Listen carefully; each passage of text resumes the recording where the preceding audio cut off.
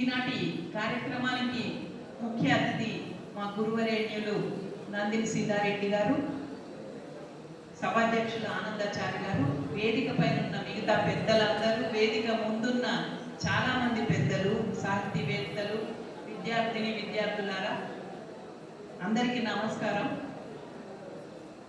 ఒక 10 ఏళ్ల కాలం సాహితీ సంస్థకు చిన్నదే అని ఆనందాచారి గారు అన్నారు. కానీ ఒక శిశువు జన్మించినప్పుడు ఆ మొదటి 10 ఏళ్లే చాలా జాగ్రత్త అయిన విషయం. వాళ్ళ యొక్క భవిష్యత్తు నిర్ణయింపబడేది మొదటి 10 ఏళ్లలోనే. పోలియో లాంటివి, టెటనస్ లాంటి వ్యాధులు రాకుండా టీకాలు వేసేది ఆ మొదటి 10 ఏళ్లలోనే.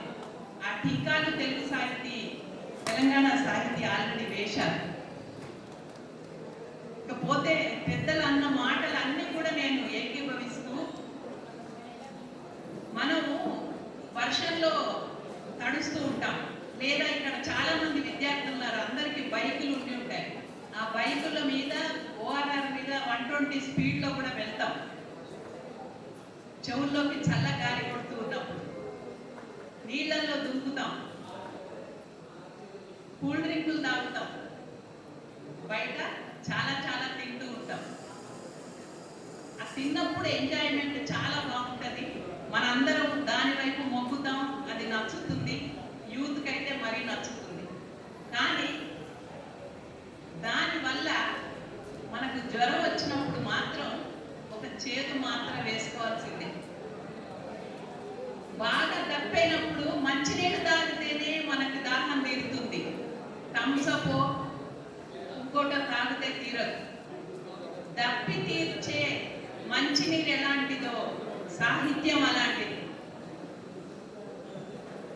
మనం ఇవాళ సోషల్ మీడియా లేదా ఇతర ఆకర్షణల ఎంజాయ్మెంట్స్ అవి ఎంజాయ్ చేస్తూ ఉన్నప్పుడు, జరుగుతూ ఉన్నప్పుడు చాలా ఆనందంగా సంతోషంగా అనుభవిస్తాం. కానీ దానివల్ల వచ్చే పరిణామాలు అంటే ఈ సమాజం ఎప్పుడైతే జ్వర తీవ్రతతో మగ్గుతుందో, బాగా జ్వరం వస్తుందో, అప్పుడు మనం తప్పకుండా టాబ్లెట్ వేసుకోవాల్సిందే, అది చేదు మాత్రం అయినప్పటికీ కూడా. సాహిత్యం ఎలాంటిదంటే, మనం ఇప్పుడు పెద్దలు చాలా మంది చెప్పారు, ఈ సమాజ రుగ్మతలకు మందేదైనా ఉంది అంటే సాహిత్యం మాత్రమే. ఒక పూల తోట ముందు నుంచి వెళ్తున్నప్పుడు ఆ పూల తోటలో పూలన్నీ పూసుంటే ఆ గాలి మనకు వస్తుంది, ఆ పరిమళం మనం అనుభవిస్తాం. ఒక అత్తరు దుకాణానికి వెళ్ళినప్పుడు ఆ సుగంధాన్ని మనం అత్తరు కొనకపోయినా సరే దాన్ని పిలుస్తాం. కానీ సాహిత్యం అట్లాంటిది కాదు. పుస్తకం కొనుక్కొని మనం పెట్టుకుంటే కుదరదు. ఆ పుస్తకాన్ని చదవాలి, దానిలో విషయం ఆకళింపు చేసుకోవాలి. చేసుకున్నప్పుడు మాత్రమే దాన్ని మనం ప్రేమించడం మొదలు పెడతాం. ఈ తప్పు ఈ పిల్లలదే కాదు. ఇక్కడ చాలా మంది యువకులు ఉన్నారు. పుస్తకాల నుంచి మీరు దూరం అవ్వడం అనేది, అంటే సాహిత్యం నుంచి మీరు దూరం అవ్వే తప్పు మా తరందే. మేము మిమ్మల్ని మార్కుల వైపు, ర్యాంకుల వైపు బాగా పరిగెత్తించి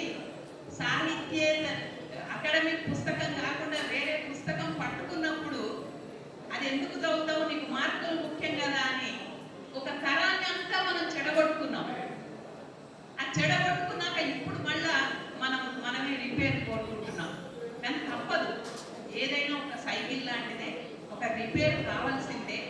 ఆ రిపేర్ కొరకు రియాజ్ గారు ఇలాంటి వాళ్ళు చెప్పినట్టుగా సీతారెడ్డి సార్ కూడా ఒక మాట చెప్పారు. ఏనుగు నరసింహారెడ్డి సార్ అయితే కాలేజీలకి సాహిత్యం వెళ్ళాలి అన్నారు. అది చాలా చాలా కరెక్ట్. మనం ఏదైతే ఒక తరాన్ని చెడగొట్టుకున్నామో, పాడు చేశామో, వాళ్లకు ఇన్పుట్స్ ఏదైతే ఇచ్చామో, దానివల్ల వాళ్ళు ఇలాంటి పుస్తకాలకు, సాహిత్యానికి దూరం అయ్యారో, అది మళ్ళా సాహిత్యాన్ని వాళ్ళ దగ్గరికి తీసుకెళ్లే ఏ రూపంలోనైనా సరే, ఏ మాధ్యమంలోనైనా సరే మనం మార్పు చెంది ఆ మాధ్యమాల ద్వారా సాహిత్యాన్ని పిల్లల దగ్గరికి తీసుకెళ్లాల్సిన అవసరం ఉంది అని నేను అనుకుంటున్నాను. ఒక చిన్న ప్రయత్నం నేను మా దగ్గర గవర్నమెంట్ స్కూళ్ళల్లో చేస్తున్నాను. పుస్తకం చదువు అని ఒక స్కీము. గవర్నమెంట్ స్కూల్కి వెళ్ళి ఆ హెడ్ మాస్టర్ అనుమతి తీసుకొని ఒక 2 పుస్తకాలు ఇస్తాను వాళ్ళకి. 10th, 9th, 8th వాళ్ళకి. వారం తర్వాత వెళ్ళాక పుస్తకం గురించి ఆ పిల్లల్ని మాట్లాడమంటాం, లేదా ఒకటి రాయమంటాం. అన్నప్పుడు దాంట్లో కొంచెం బాగా రాసిన ఒక ఇద్దరు ముగ్గురికి ప్రైజ్ ఇచ్చి మళ్ళా వచ్చే వారం ఇంకొక పుస్తకం. అట్లా ఏనుగు నరసింహారెడ్డి గారి ఏడుకోలల బాయి పుస్తకం ఇస్తే దాని మీద ఇద్దరు ముగ్గురు పిల్లలు చాలా అద్భుతంగా మాట్లాడారు. అంటే ఓటు ఎందుకు వేయాలి మన ప్రజాస్వామ్యంలో అని. అట్లా పుస్తకాన్ని మనం చిన్న తాయిలాలు ఇచ్చైనా సరే, చిన్న గిఫ్ట్లు ఇచ్చైనా సరే సాహిత్యాన్ని చదవడం అలవాటు చేయాల్సిన అవసరం ఉంది. అంటే ఒక సబ్బు తయారు చేసినోడు దాన్ని ఎట్లయితే మార్కెట్ చేస్తాడో మంచి పనికి కూడా మార్కెటింగ్ అవసరం. మన గవర్నమెంట్ ఒకప్పుడు మీకిద్దరు చిన్న కుటుంబం, చింతలేని కుటుంబం, ఫ్యామిలీ ప్లానింగ్ల గురించి ఎట్లా చెప్పి ఇంక్రిమెంట్లు ఇచ్చి, స్టీల్ బిందెలు ఇచ్చి, చీరలు ఇచ్చి అట్లా ప్రోత్సహించారో ఇప్పుడు అధిక జనాభా తగ్గడం ఇప్పుడు ఆ ప్రాచుర్యత అంత లేదు, ఆ ప్రచారం అంతగా లేదు. అంటే అలాంటి అందరికి అలవాటైంది ఇద్దరు పిల్లలు ఉంటే బాగుంటామని. అట్లా మంచి పనికి కూడా మార్కెటింగ్ అవసరం, మంచి సాహిత్యానికి కూడా మార్కెటింగ్ అవసరం. లేకుంటే ఇందాక సార్ చెప్పిన పిచ్చి పాటలు వస్తూనే ఉంటాయి. మంచి సాహిత్యానికి కూడా మార్కెటింగ్ అవసరం.